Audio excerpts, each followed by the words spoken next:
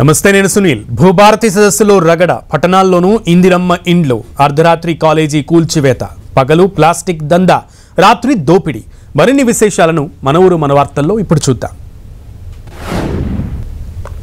శ్రీకాకుళం జిల్లాలో హైవేలపై జరుగుతున్న దోపిడీలకు పోలీసులు చెక్ పెట్టారు. ఆగి ఉన్న లారీలలో దొంగతనాలకు పాల్పడుతున్న గ్యాంగ్ను పట్టుకున్నారు. రాజస్థాన్కు చెందిన దొంగల ముఠా దోపిడీకి పాల్పడుతున్నట్లుగా ఎస్పీ మహేశ్వర్ రెడ్డి తెలిపారు. ఇక ఉదయం ప్లాస్టిక్ వస్తువులు అమ్ముతూ రాత్రిపూట దోపిడీ చేస్తున్నట్లుగా ఆయన చెప్పారు.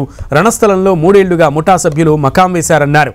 5గురు గ్యాంగ్ సభ్యులతో 4గురిని అరెస్టు చేయగా మరొకరి కోసం పోలీసులు గాలిస్తున్నారు. రాబరీ గ్యాంగ్ నుంచి 1,12,000 రూపాయల నగదు, 2 బైక్స్, 9 మొబైల్స్, 6 కత్తులు స్వాధీనం చేసుకున్నారు.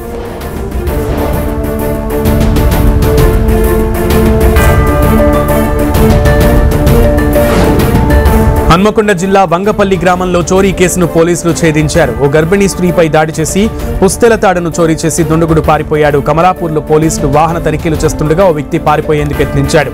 అతడిని పట్టుకుని విచారించగా దొంగతనం బయటపడిందని కాజీపేట ఏసీపీ పింగిళి ప్రశాంత్ రెడ్డి తెలిపారు. ఇక దొంగను చిలువేరు ప్రశాంత్గా గుర్తించారు. అతడి నుంచి 8 తులాల బంగారం స్వాధీనం చేసుకున్నారు. ఆదిలాబాద్ జిల్లా కేంద్రంలోని జీఎస్ ఎస్టేట్ కాలనీలో మున్సిపల్ రోడ్డు కబ్జాకు గురైంది. దీంతో కాలనీ వాసులు జిల్లా కలెక్టర్కి ఫిర్యాదులు చేశారు. మున్సిపల్ రోడ్డుతో పాటు వెంచర్ గ్రీన్ బెల్ట్ ఏరియాను కూడా కబ్జా చేశారని ఆరోపించారు. జిల్లా కలెక్టర్ ఆదేశాలతో కాలనీలో మున్సిపల్ విద్యుత్ అధికారులు సర్వే ప్రారంభించారు. 20 ఏళ్ల క్రితం వెంచర్ వేసిన సమయంలో మున్సిపల్ రోడ్ల కోసం విద్యుత్ హైటెన్షన్ వైర్ల కోసం స్థలం కేటాయించారు. కబ్జాకి గురైన భూమి విలువ కోట్లలో ఉంటుందని స్థానికులు చెబుతున్నారు. విజయవాడలోని శాతవాహన కాలేజీని గుర్తు తెలియని వ్యక్తులు కూల్చివేశారు. అర్ధరాత్రి 2 గంటల సమయంలో ప్రొక్లైన్లతో కూల్చివేశారు. సమాచారం అందుకున్న పోలీసులు కూల్చివేతను అడ్డుకున్నారు. శిథిలాల కింద కాలేజీ విద్యార్థులకు సంబంధించిన రికార్డులు ఉన్నాయి. దీంతో విద్యార్థులు ఆందోళన వ్యక్తం చేశారు. రాజకీయ నాయకుల అండదండలతోనే కూల్చివేతలు జరిగాయని కాలేజీ సిబ్బంది చెబుతోంది. సికింద్రాబాద్ రసూల్పురా నాలాపై అక్రమ నిర్మాణాలపై హైడ్రా కొరడా జులిపించింది. వర్షాకాలం వచ్చిందంటే కంటోన్మెంట్ ప్రాంతంలో చాలా చోట్ల మునుగుతుంది. నాలాపై ఉన్న కట్టడాలే మునకకు కారణంగా గుర్తించారు అధికారులు. దీంతో నాలాను ఆనుకుని ఉన్న భారీ భవనాలను హైడ్రా టీం నేలకూల్చింది. నిన్న Hydraa commissioner Ranganath, cantonment board CEO Madhukar Nayak Patny నాలాను పరిశీలించారు. అధికారుల ఆదేశాలతో కూల్చివేతలు చేపట్టారు. హైడ్రా చర్యలపై స్థానికులు హర్షం వ్యక్తం చేశారు.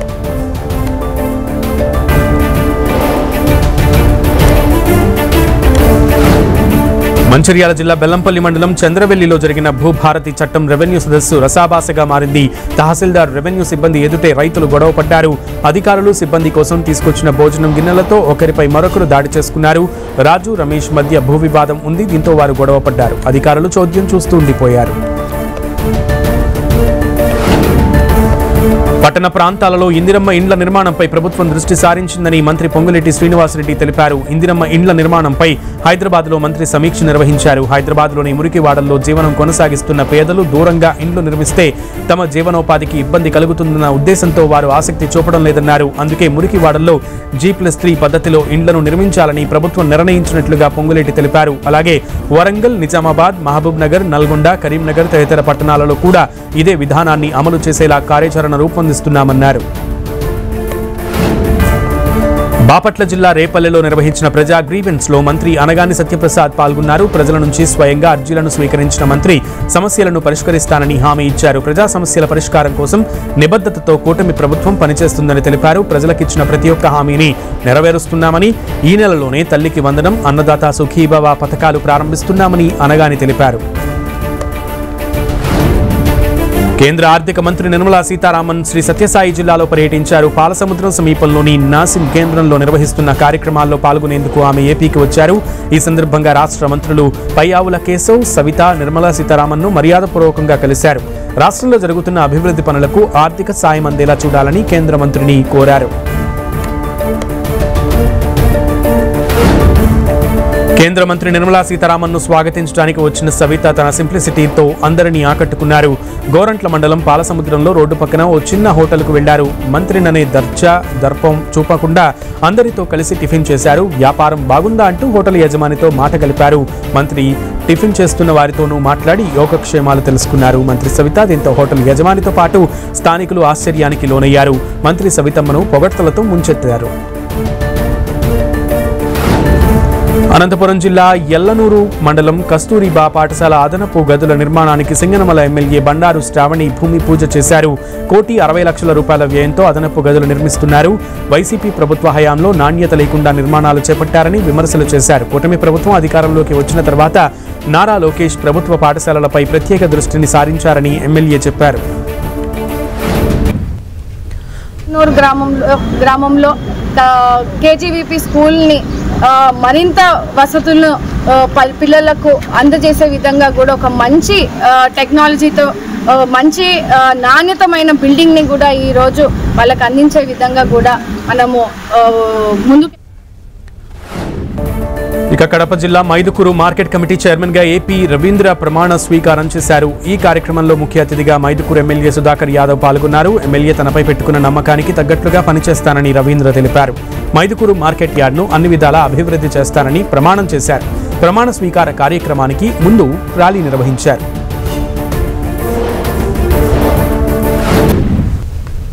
ఈరోజు మార్కెట్ కమిటీ నాకు ఇచ్చినందుకు అక్కడున్న సమస్యలన్నీ తీర్చేసి సార్కు మా మైదుకూరు మార్కెట్ యార్డుకు మంచి పేరు తీసుకొస్తానని తెలియజేసుకుంటున్నాను.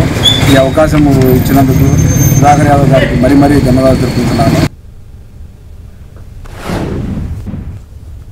Welcome back. శ్రీకాకుళం జిల్లా పలాసలోని సూర్యతేజ జూనియర్ కాలేజీ విద్యార్థులకు ప్రతిభా అవార్డులు దక్కాయి. ఇంటర్లో అత్యధిక మార్కులు సాధించిన 5 విద్యార్థులకు ప్రభుత్వం ప్రతిభా అవార్డులు ప్రకటించింది. తమ కాలేజీ విద్యార్థులకు అవార్డు రావడంపై ప్రిన్సిపాల్ దానేటి పద్మజ హర్షం వ్యక్తం చేశారు. నిరుపేద కుటుంబాలకు చెందిన విద్యార్థులు అవార్డులు సాధించారని పలువురు ప్రశంసించారు. కొమురం భీం జిల్లా చింతల మానేపల్లి మండలం దిందా గ్రామంలోని పోడు భూముల రైతుల నిరసన కొనసాగుతోంది. బీఆర్ఎస్ నేత ఆర్ఎస్ ప్రవీణ్ కుమార్ మద్దతు తెలిపారు. గత 3 నెలలుగా రైతులు, మహిళలు పోడు భూముల పట్టాల కోసం పోరాడుతున్న కాంగ్రెస్ ప్రభుత్వం కనికరించడం లేదన్నారు. అమాయక రైతు కుటుంబాలపై కేసులు పెట్టి జైలుకు పంపుతామంటూ బెదిరింపులకు పాల్పడుతున్నారని ఆయన తెలిపారు. అటవీశాఖ అధికారులు పోడు రైతులను శత్రు దేశస్తుల్లాగా చూస్తున్నారని ఆయన మండిపడ్డారు. పోడు రైతులకు భూములు దక్కే వరకు పోరాడతామని, జైలుకు వెళ్లడానికైనా కూడా సిద్ధమేనని ప్రవీణ్ కుమార్ హెచ్చరించారు.